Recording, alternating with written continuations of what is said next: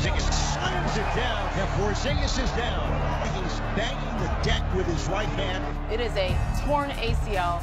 His season is over.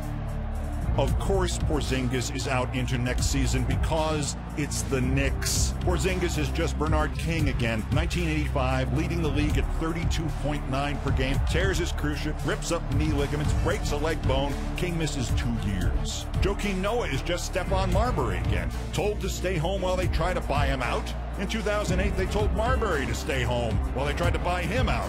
That's Noah, who they gave $72 million to after giving away his draft choice 11 years earlier. And Phil Jackson is only there in the first place to give him that money because Jim Dolan hired Isaiah Thomas to run the team, but they fired him after a never-ending sexual harassment suit. So they get Donnie Walsh to run it and the ship steadies, but then Dolan wants to rehire Isaiah Thomas as a consultant, and Walsh gets ticked off and eventually leaves, and later in comes Phil, and Phil tries to hire Steve Kerr, who says, no thanks. So instead they hire Derek Fisher, and he's doing okay until he starts dating the ex-wife of Matt Barnes of the Grizzlies, and he and Barnes get into a fist fight. The coaching stuff started in '95 when Pat Riley quit by sending in a fax.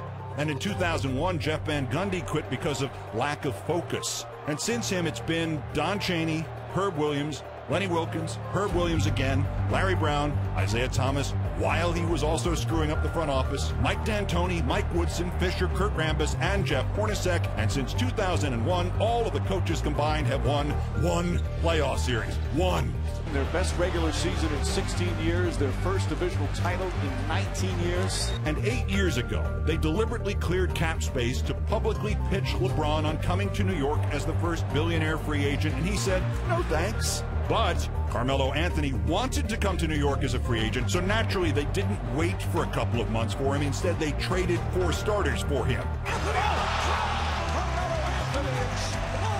And they'll trade J.R. Smith at a discount, and Iman Shumpert and Tyson Chandler, and they'll trade for Derrick Rose, not at a discount. One day he just doesn't show up for a game. And they'll trade for Amare Stoudemire, and then one day he punches a fire extinguisher during the playoffs.